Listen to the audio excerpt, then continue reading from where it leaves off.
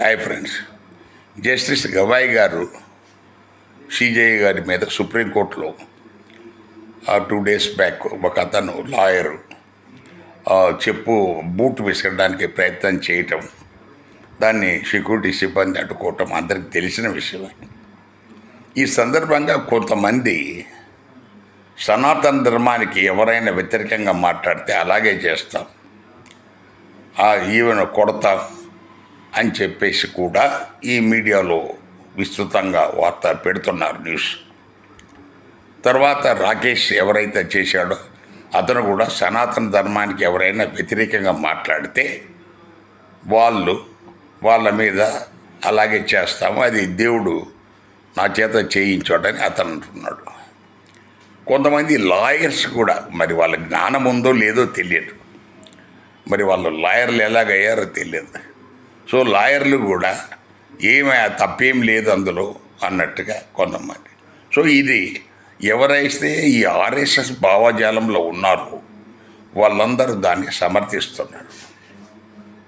Okay, అది మీ హక్కు, దాని గురించి ఎవరేమీ అడ్డుకోలేరు.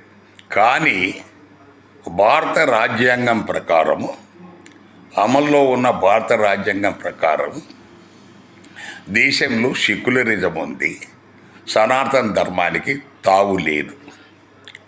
సో ఎవరైతే సనాతన ధర్మం కావాలనుకుంటున్నారో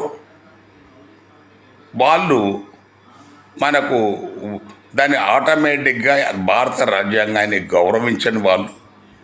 సో దేశంలో మనకు రాజ్యాంగాన్ని గౌరవించని వాళ్ళు మీరు ఎలాగా దేశభక్తులు అవుతారు? ఈ దేశంలో మీరు ఎలాంటి రాజకీయ తర్వాత సామాజిక ఇతర పదవుల్లో రావడానికి మీకు అర్హత కోల్పోతారు. ప్రభుత్వం ఆ రకంగా చట్టం చేయాల్సి వస్తున్న అవసరం ఉంది.